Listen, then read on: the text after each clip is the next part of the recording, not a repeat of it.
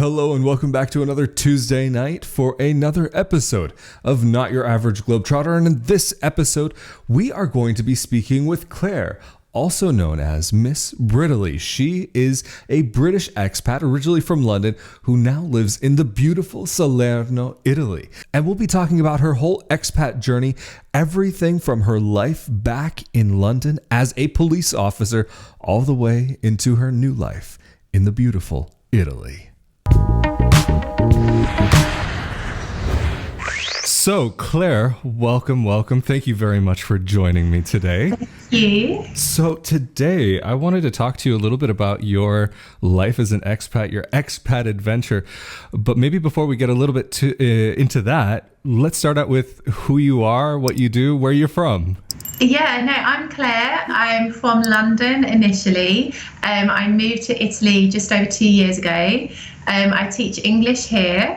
And I have just started a blog called Miss Britaly, where I talk about my expat experiences. So yes, this is me. And that was actually how we got into contact, because I really enjoyed going through it. And there was the lessons that you've learned. I'm trying to remember the name of the blog post. Yes, the lessons I've learned as an expat. And there was one in particular in there about comparing countries that really hit home for me. When I finally realized that was something when so much in my life ended up changing. If you start making that comparison, then you're going to be living in that mindset that you're still where you were, not in your new place. Yes, absolutely. The exact post is 5 mistakes expats make. And these are like lessons that I've learned myself, things that I've seen other expats that I know do. And comparing is such a big thing. My mind is that you should just embrace it, embrace everything, because this is a whole new experience and people spoil it for themselves when they compare it to their past. Oh, I definitely agree. You have to take the good with the bad, and not everything is going to be perfect. It can be very difficult and it can be easy to compare and to complain because you are dealing with so many aspects of your life that is brand new. But, you know, you just have to embrace it all, the difficulties and the good moments. Of course. And then, so where you live, do they only speak Italian or do they speak dialect as well? Well, I live in Salerno, which is in the southern part of Italy. And so I have people that speak dialect from Napoli, so Napolitano. I don't know if I say that right. So I have this, and then I obviously have just a lot of Italian speakers. Very, very rare. Very, very rarely do I ever hear an English speaker.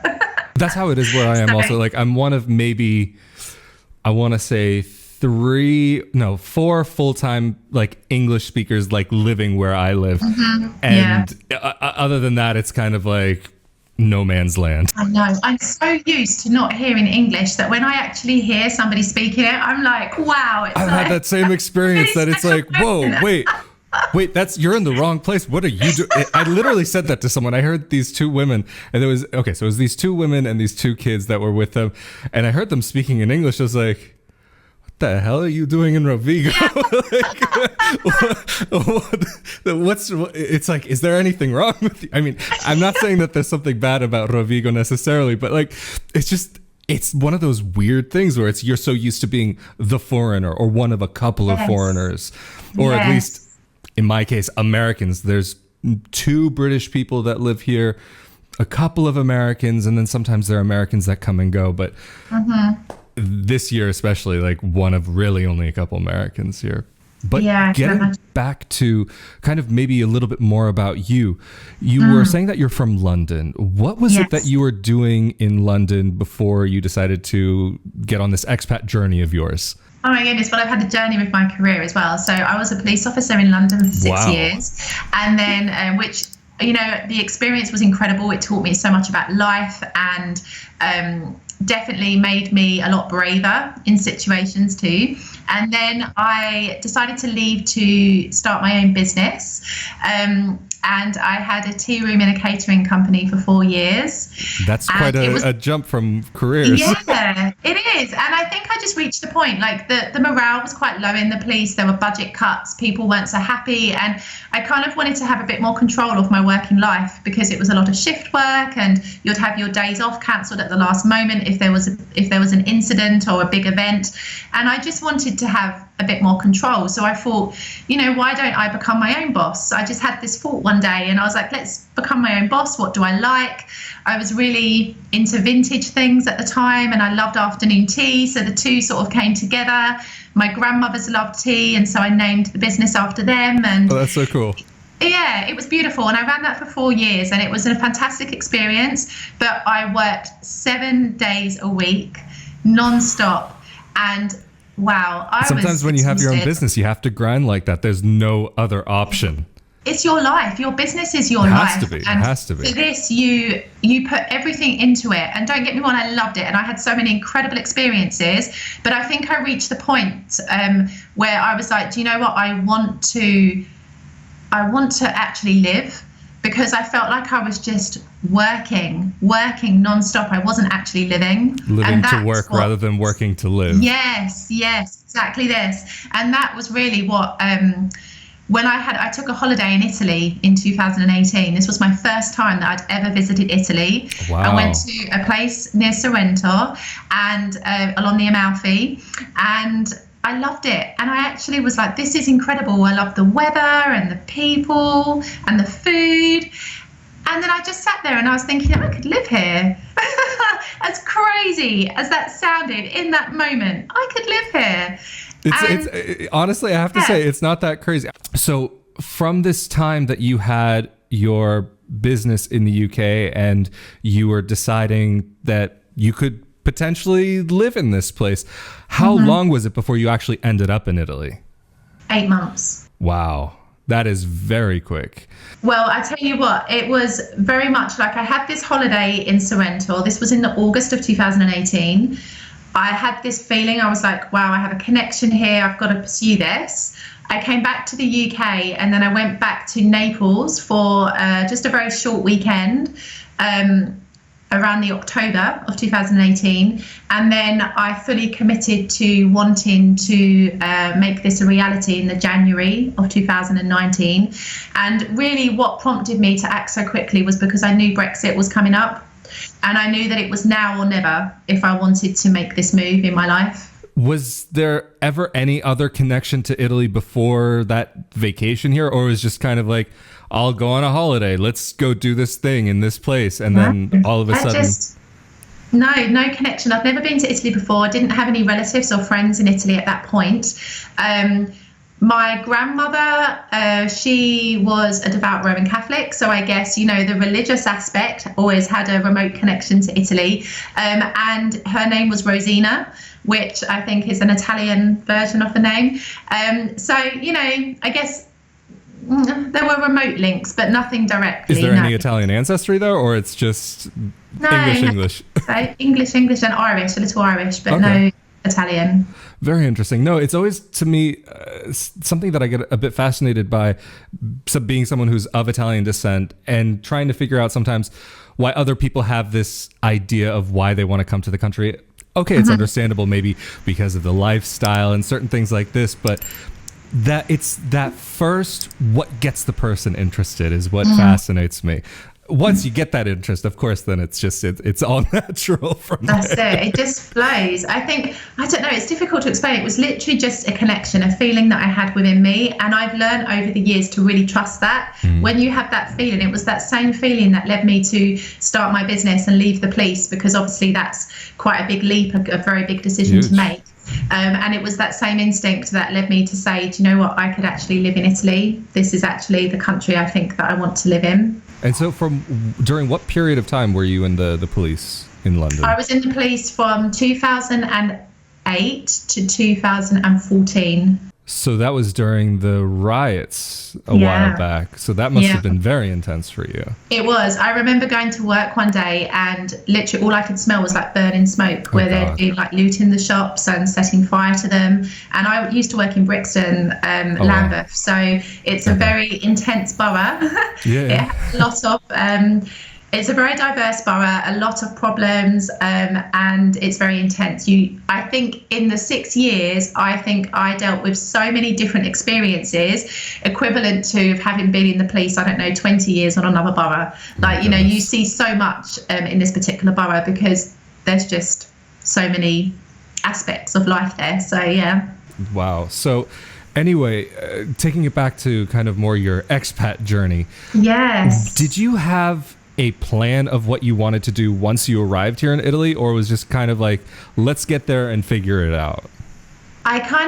This is exactly what I done. I believe very much in scripting. So I actually wrote down my life on the 1st of January. I sat by my little log fire in my cottage at the time in Kent, and I wrote down exactly how I wanted my life to look in Italy, the type of job I wanted to have, the friendships I'd have, the people I'd meet, feeling like, welcomed into a new culture. I wrote everything down exactly as I wanted it to be. And then I had this inspired thought to join some expat groups on Facebook to try and understand what life could be like. And through one of those groups, actually, they can actually be useful sometimes. Through one of those groups, I came across a website called Workaware. And Workaware is like it's like a skill swap website where basically people will host you in exchange for maybe lessons or help with their business or whatever it may be. And I actually was like, okay, this could lead me into Italy. Let me see, I could start to build connections. And so I searched in the same area that I'd been on holiday to, around the Sorrento area. And I applied for a few, but I never heard anything back. Some people don't check their profiles. And then there was one from a girl called Simona, who lived in Salerno, and she needed somebody to come and teach her English. She was a university student. She would have somebody come to teach her English for 4 weeks, and she would let you stay with the family, and they would show you around and teach you about Italian culture. And it wouldn't cost me anything, just my travel, and obviously in return I would get free food and accommodation and a little tour. And I was like, what a way to experience Italy. Yeah, that's what I wanted. I've always been like that. Whenever I go on holiday, I want to see the real life version of a country, not just definitely the same aspects. Like literally. And so I accepted it. I got in contact with her, and that is what brought me to Salerno. So consider, I wrote my dreams on the 1st of January, what I wanted to do. 1st of February, the latter part of February, I was heading out to Salerno to start my 4-week teaching with Simona in Salerno. That's some heavy creation right there. Yes.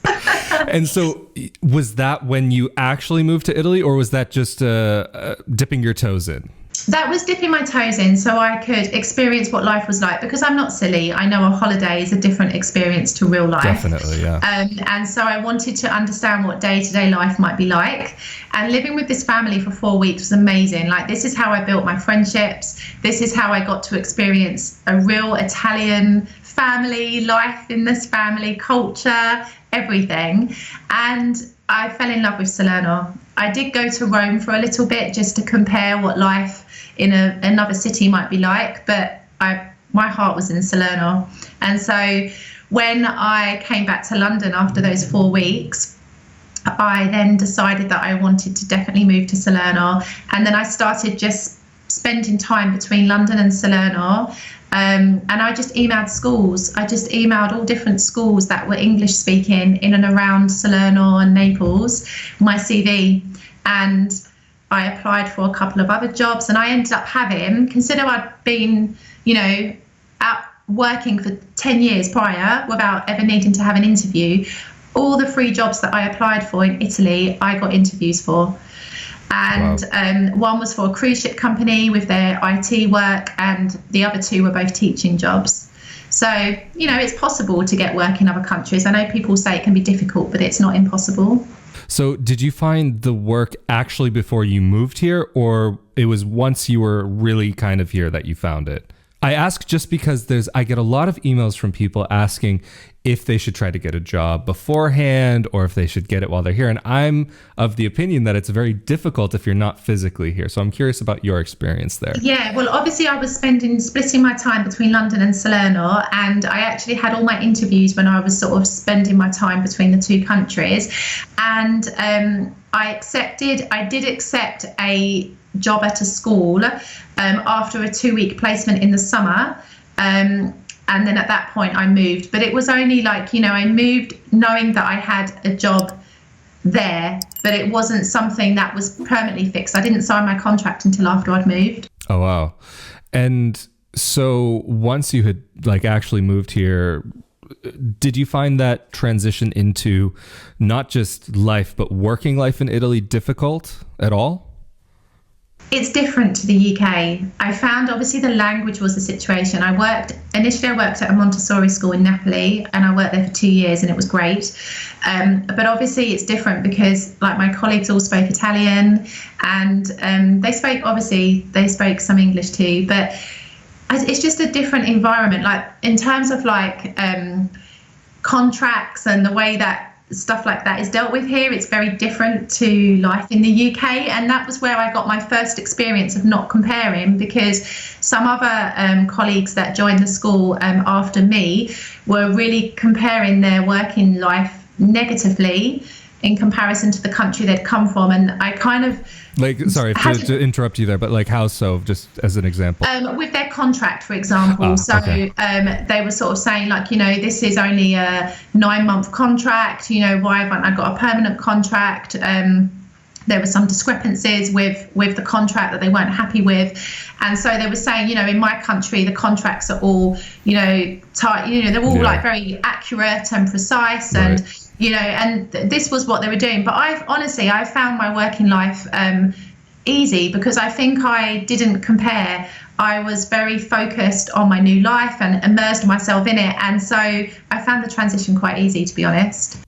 Did you find that over time there was maybe a little bit, once you had accepted how things are here, that you had been able to, how do I want to phrase this? Like, that you'd been able to move through it more easily? And for example, I know with a lot of English or teaching contracts, sometimes these schools will not want to pay or don't pay for a couple of months. It sounds like you've maybe had a little experience with that from that laugh there. Well, let's put it this way. I understood my worth a lot during COVID. So when we had the lockdown situation, the beginning part of this year, I was still working for this particular school in Napoli. And let's just say that they didn't really treat their staff as respectfully as I feel they could have done in those times, in those moments of uncertainty. And it really made me know my worth more. And so I accepted a new job this September at a new school, and it's phenomenal. Like, they treat me so well. And fantastic. I think, do you know what? You have to have those experiences, though. Yeah. You have to work for people that perhaps don't appreciate you or don't value you, so that you know your worth and you move and better yourself and go somewhere else. Or I've gotten a lot wiser since living here. That's something that can be a definite part of living in Italy. Is once you get through these experiences, then you know what to recognize. Yes. And what red flags are there, so you don't go through that again. Yes, absolutely. And I always think every experience helps you to become a better person anyway. I've certainly become a lot wiser from my old work, and I gained so much incredible experience. I don't have anything negative to say about my working experience, but I knew that my working conditions could be better. And I have definitely proved that with my new work. So, nothing negative to say about the experience per se, because it taught me so much. But if I know you can at least take something from if you can learn from it, then it's not a wasted experience.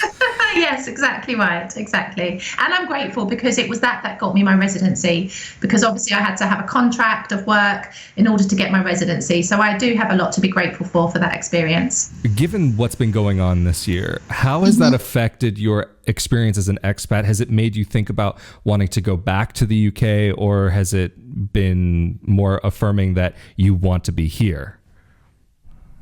Given the whole COVID situation, it's made me realise that I'm so glad that I'm here, because I have watched with quite a bit of shock, actually, like people stripping the supermarkets back in the UK of food, people being very they look out for themselves very much in the UK. It's a completely different culture, whereas here I've been surrounded by people that will look out for you, that will do things for you, that are compassionate, that are kind. You can always go to the supermarket here and find anything you want. People don't strip the shelves of food because they want to keep it for themselves. There's always enough to go round. And so I think the love and the kindness and the sense of community and warmth that I've felt here during this time of lockdown, it's really reaffirmed my decision to stay in Italy because, I don't think I would have felt the same way had I been in London at that time. I can imagine your life right now, if you were in London, would be quite different. I mean, and also for people who are watching or listening to this, we are recording this a bit before the upload date. It's actually December 22nd, I believe it is today, and it was the other day that London went into pretty harsh lockdown. Yes, and again, I was just talking to my parents this morning, and they were saying the supermarkets have got hardly any food in. Like, people are like panic buying, and I just think it's just a different way, a different mindset in the UK. It's a different mindset, a different culture. I mean, moving here, I've been blown away by the friendliness of people, and I'll give you an example.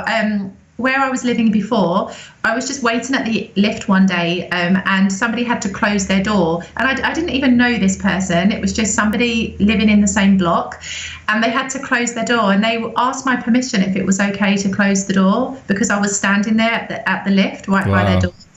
I was like, this is incredible. In the UK, people would just close the door regardless. They wouldn't mind if you were standing outside or not. So, it's just, I just love it here for that, for the warmth and the friendliness and the kindness of people. It's really beautiful. I get that. It's here in the north, it can be a little bit different, I think, but you definitely do see some of that warmth and kindness, people going out of their way in certain situations. Yes. I'd have moments like when I was commuting to Napoli from Salerno, and people would be eating in front of me and would be sitting in the 4 little seats, obviously pre-COVID. I feel like I should say, disclaimer, pre-COVID. When the world was normal. Yes, when we didn't wear masks. They'd be sitting on the train and they'd be eating, and they'd offer me some of what they were eating because they were opposite me. And I was like, with my London mind, I was like, oh my gosh, that's poison. That was my first thought when you telling me this. Oh, it's got to be poison. There's got to be something wrong with it.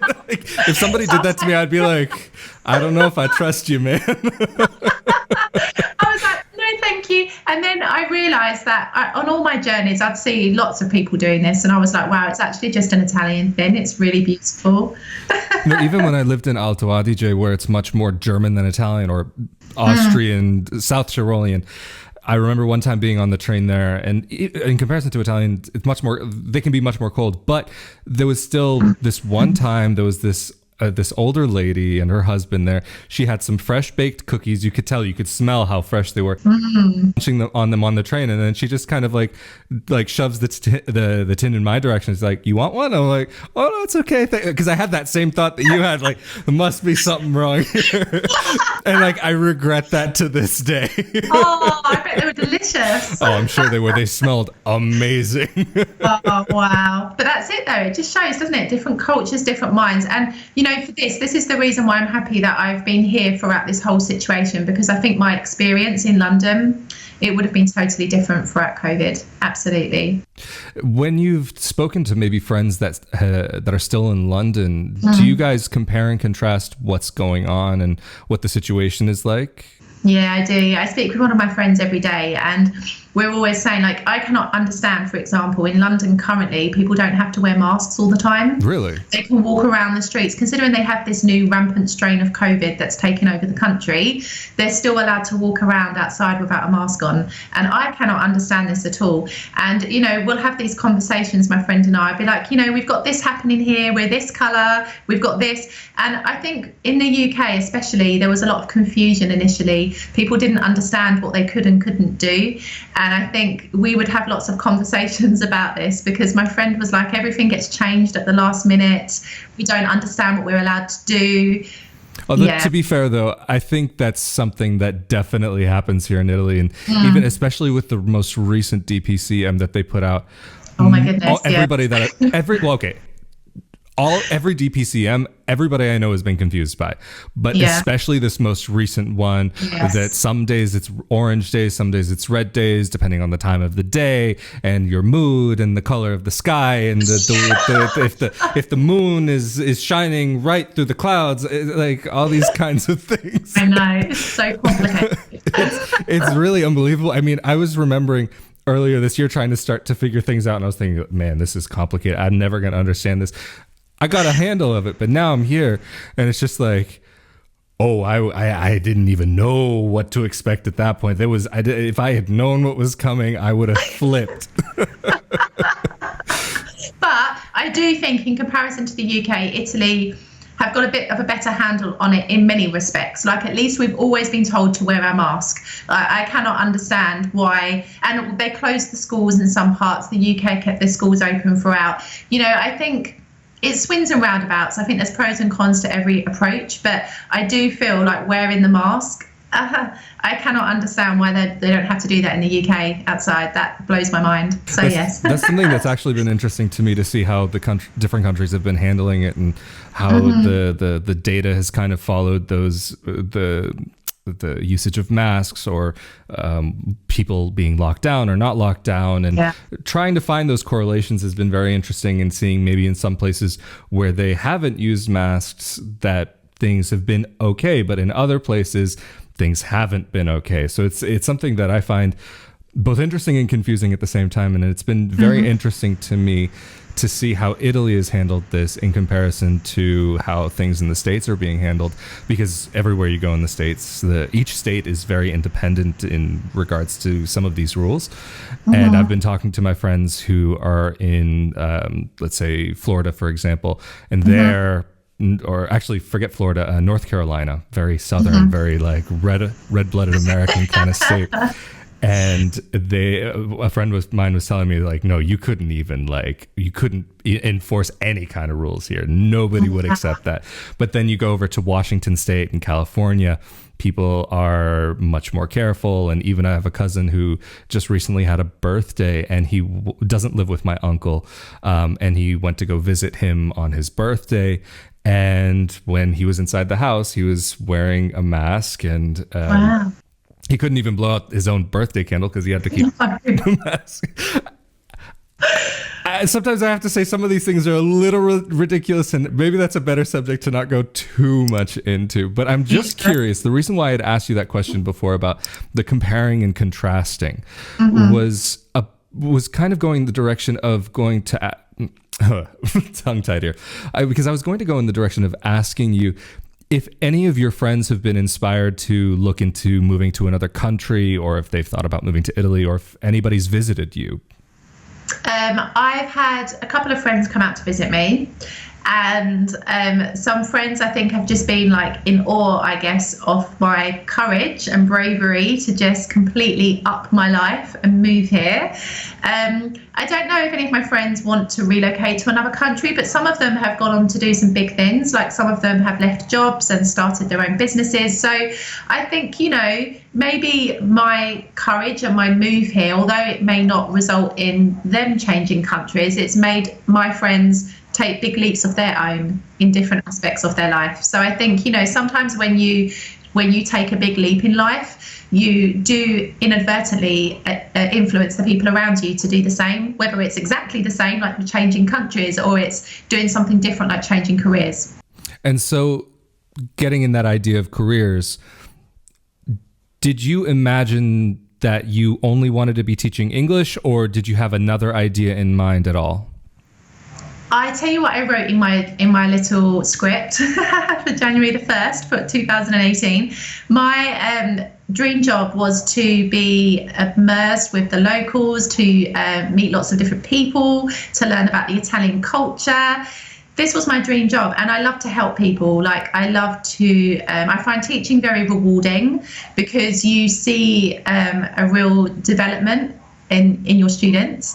And yeah, I kind of knew perhaps this was the best avenue for me to get a job here in Italy, was to go down the route of being a mother tongue English teacher.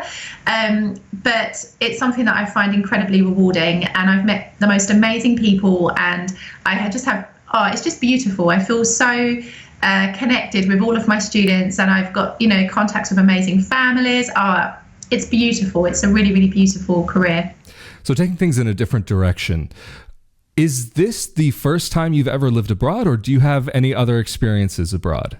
My very first time living abroad. Really? So what about traveling? Did you do any big traveling or little trips here and there? I've traveled on holidays before, but I've never been anywhere longer than a couple of weeks. So this is my first experience of life in another country. So has it kind of maybe lived up to, I mean, you mentioned before that you had this plan and these ideas, but has it lived up to your expectations? Was there anything that you were expecting of life abroad that maybe was a surprise that just kind of came out of nowhere for you? Yeah, a lot, but a lot for personal reasons. So I wanted to discover what it was like to actually live my life, to experience joy, to experience happiness, to create a new path for myself. And I came to Italy with that expectation, with that in mind. And Italy broke me apart and then rebuilt me. This is the way that I think of it. It's actually really beautiful. I actually had a breakdown last year, exactly a year ago last year, because I just had not some great experiences in my past. And basically, it all kind of got on top of me last Christmas. And it was at that moment where I actually was like, do I stay in Italy or do I go back to the UK? And I realised that I was here in Italy for a reason, and I would always regret it if I never stuck it out and I never continued with my journey. And there'd be so many what ifs. And I knew with Brexit, I wouldn't necessarily have a second opportunity at this. It wouldn't be so easy. So I chose to stay, and this year has just completely transformed me. I wrote a book, I've started this blog, I've changed careers.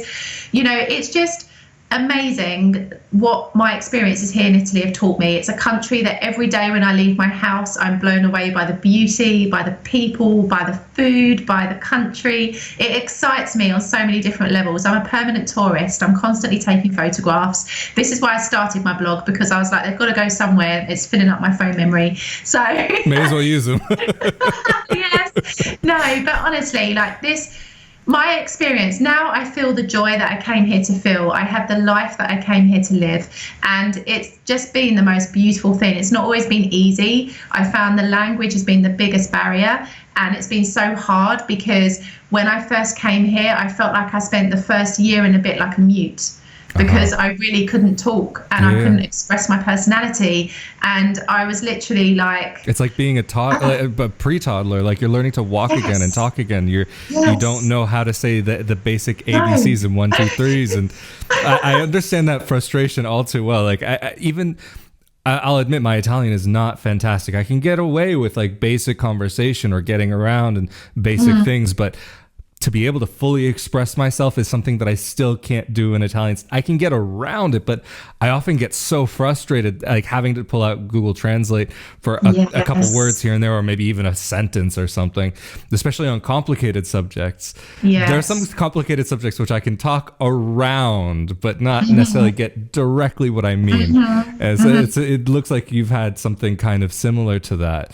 Definitely. And so I'm curious, though, also, this journey that you've gone on, because it's clearly a journey, is this something that you embarked on alone, or is this something that you decided to do with someone else in your life? No, I actually came here alone.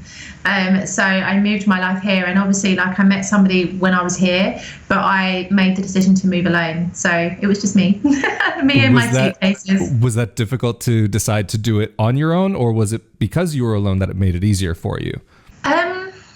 I think it was a challenge, I think, because it was a scary thing to do. Like when I look back now, I'm like, damn, I was so brave. Like to move to another country, like you're not just moving to another city, you're moving to another country where you can't speak the language, where you have a couple of friends and basta, stop, that's it. And so, it was quite a courageous thing to have done, I think, when I look back. But I'm so proud that I done it. Like, I'm so proud of myself. And I think in a way, perhaps because it was just me, it was easier to be that brave. And I'm the sort of person that when I set my mind to do something, I do it. And, if I say I'm doing something, I'm doing it. And this was one of those moments. And I knew it was going to be tough. I knew there was a moment I told you about before where when I first arrived into Napoli train station and everything was buzzing around me. I felt like I'd had a million espressos. I couldn't work out how to get on my train because there were all these numbers and I didn't know what they meant. I thought it was the time. And then I was like, it can't be the time because there's about 6 different digits. And I didn't realise that every train has its own number. And now, I can work my way around Napoli like I've lived there all my life. It's so funny how those first moments They can either make or break you. Like I could have given up then and gone like, I'm going back home, going back to the UK. This is too much. Yeah, no, it's when you start to get a hang of the system and start to get a little idea of what the little kind of logic differences or how things are laid out or how things are supposed to be, regardless of whether you're doing it at the train station or even if you go to the supermarket, because I don't know how it is in the UK necessarily, but in the United States, the layout of where products are placed and what products are put together can be very different. And like, for example, baking soda you'll see it with like soda, like drinking soda, not with baking items. And so or even like eggs might be in one place or other place. And the layout can be a bit different regardless. It can. And also I find as well that just the concept of having a separate greengrocers, a separate fishmongers, a separate butchers, because in the UK you will go to say Tesco's and everything is under one roof. You can get everything you need. Whereas here, people know that if they want to have something better, they will go to the separate fishmongers, they will go to the pharmacy. It's very different. It's not so, it's very traditional, and I quite like that actually. Yeah, I do. Like where I live, there's a bit of a mix between the two kind of styles of doing things, because you do have greengrocers here and you do have like the fishmonger, you have the butcher, but you also have supermarkets. And I've kind of ended up coming to this mix of everything. Like I have my grocery place, like where I know the guy, I know they do it well, like I trust like the quality of their things. And for meat, I'm still trying to figure out quite the right place for that. So for the time being, I end up going to one supermarket that does something pretty okay, not quite what I want, but gets pretty close. Has that been something similar for you, or is it just that you end up going only to the small little places? No, I do mix it in with the supermarket as well. And also that's an adventure as well. Oh, yeah. Everything's an adventure when you can't really speak the language. But it's fabulous. Like, you know, I just embrace everything. And like, I think this is the way when you move to another country, you just have to embrace all those moments that make you feel so uncomfortable. And you just have to grit your teeth and pull through it, because you learn so much. Becoming an expat breaks you open more than any other experience, because, you know, especially if you move to a country where you don't have any connections, where you don't have a fallback of lots of people that you know, you have to depend on yourself for so much, and you have to have that inner strength to do just the day-to-day tasks, because when you don't speak the language so well, everything is so much more complicated. So, you know, you just have to have that inner strength. Yeah, it's learning all those things, and you really, like you were kind of saying along these lines, that you get to know yourself also. You break yourself down and build back up. And you get to see, you like really end up pushing yourself to the limit sometimes, and like can drive yourself literally crazy. I've seen some expats like really get into some bad places. But then the thing is, you have to get through those moments, because what's on the other side of that ends up being so much more rewarding. And you finally get to that point where you're looking back on some of these ridiculous moments that maybe in the moment you were embarrassed or you were feeling like anxious about, and you're looking back and you're laughing about it, because really at the end of the day, it was just so silly. It's true, but not even just that. Like I struggled a lot with loneliness being an expat, because obviously I couldn't communicate myself properly. And even though I had friends here, I'd go out and everyone would be talking, and I would feel bad for the one friend or two friends that would try and translate, because, you know, by the time it's been translated, the conversation's moved on, the joke's passed, whatever. It's kind of lost the magic of the moment. And I felt really lonely. I would sit and be like a mute for hours. And I've done that too. It was horrible, and I was like, what is this? I'm not expressing myself. And it was all these moments, I think, that led to my like little breakdown last year. But then I was like, do you know what? It's like, you have to embrace it. I have to overcome this. I have to try my best, even if I make mistakes and people can't understand. Like now, this holiday period, I am with an Italian family, only speak Italian. So I am really, really pushing myself to speak in Italian. And that's fantastic. I feel so proud when they understand what I'm saying. And it could be the most basic thing, but I'm like, yes. But you have to celebrate those little victories, because that's, after going through struggles for so long, it really, you have to take that and celebrate, because it really is a huge step, because you really are starting out from like being a baby again, learning life in a new way, learning a different culture, a different language, a different logic, a different everything. And then once you finally, it's like being on a bike. Like once you finally can take the training wheels off and kind of push off on your own, even if you're still wobbling a little bit, it's still that rush that you're in there and able to do it on your own. Even to some extent, maybe you need a little help from time to time. Yes. But there's something there. There is. And I think also you build up your courage more and you become a bit more stronger to deal with different situations. I mean, when I was feeling probably at my loneliest, I came across an expat group in Salerno, and I didn't even know that these even existed in where I lived. And I've made so many incredible friends through this. And obviously there are some Italians there as well, because they want to come along and learn to speak a little English. So it's brilliant. And I think now I've got this little community, and obviously my full-blown Italian friends as well. It's kind of like I feel a lot more immersed. I think I feel a lot more like I'm not lonely anymore. I don't feel lonely anymore. I've overcome that hurdle, and that's the thing. Like I think you just have to push yourself to meet people and to put yourself out there, really. That's the most something that I know that there's going to be some people that are very curious about, because I know I get this question. What is it that you do to go and put yourself out there and to meet new people, aside from maybe the Facebook groups, for example? Just day-to-day life, like going to, like trying to have a conversation with people. Like people in Italy especially are very friendly, and everywhere I go, people always want to talk to me, even if I can't often reply. And like just going to the bar, having a spritz, an aperitivo, a coffee in the morning, just being outside, putting yourself out there, being open and receptive to people that come and communicate with you. This is the way. Like if you have an interest, maybe there's something that you're really passionate about, see if there's any museums or clubs or activities that you can do. But I think even look for perhaps expat groups or people in your area that want to practice speaking English if this is your language. But I think just don't keep yourself locked at home. I think, when I was working at the Montessori school in Naples, there was a big American community, because it was like to do with the NATO base, the NATO base, and families were coming and going. And a lot of families on that base would just stay on base. They wouldn't go into Naples. They wouldn't take themselves out of what they were used to. And I think it's very easy to want to surround yourself with your little comfort zone, with being in your home, being around people that speak your language. But you're never going to burst that bubble unless you push yourself out and you start to mix with the locals, even if it's like an experience. You just have to do it. And unfortunately, it really is too easy to fall into these bubbles, so to speak, the expat bubble or the military bubble, NATO bubble. I've known quite a few people who, even at points I have myself, even this year, like it just so happens, not that I ended up trying to make it this way, but a lot of my friends end up being Brazilian.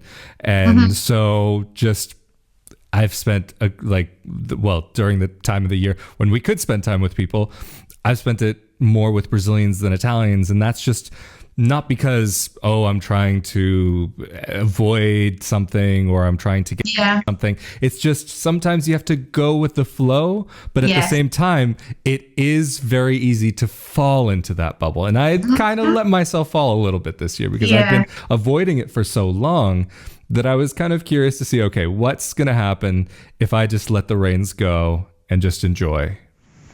Because sometimes you have to do a little bit of that, and it's important to have a balance in between.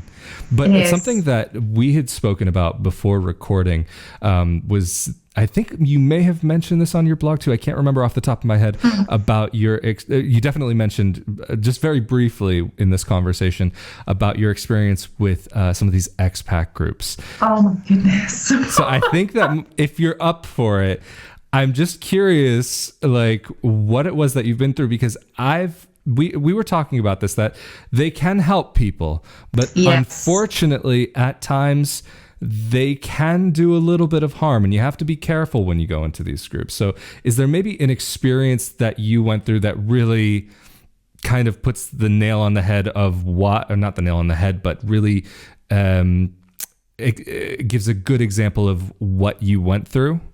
Yeah, I think I will say, first of all, like you've just said, some of these expat groups can be really helpful. They can give you, like, I found out about Workaway through this. This is how my whole journey began. They can be really helpful. This is how I found out about the expat group in Salerno. However, I remember when I was initially, when I first started going into these expat groups, the beginning of January 2018, and I was just putting out there, like, you know, what's it like finding work in Italy? Like, you know, what's the situation? And honestly, the responses I got, they're a classic. I wish I'd taken a picture. It's so difficult. Italians leave the country to find work elsewhere. You know, you won't find work. It's really poorly paid, especially in the south. Basically, in a nutshell, telling me not to bother to come. And these are from other expats. And I just think, you know, I'm not knocking anybody's experience. No two people's experiences are ever the same. Definitely. Some people may have had a bad experience, but a person's experience is very personal, and in terms of how they respond to it, in terms of their own thoughts and beliefs. And I think if you are influenced negatively by a comment in an expat group, it can really tarnish your dreams to want to move. And I think you have to remember, you can create something completely different. I broke it down on my blog post because I was like, hold on a second. I was told I'd never find a job. I was told that the bureaucracy was so difficult. I was told that, you know, it would be impossible for me to create a life here. I had 3 job interviews. I accepted one. I've been working here the whole time I've been here. You know, I found the bureaucracy slow, but it wasn't a nightmare. You know, I've immersed myself into my life. Imagine if I'd listened to those original comments, I would not be living the life I'm living now.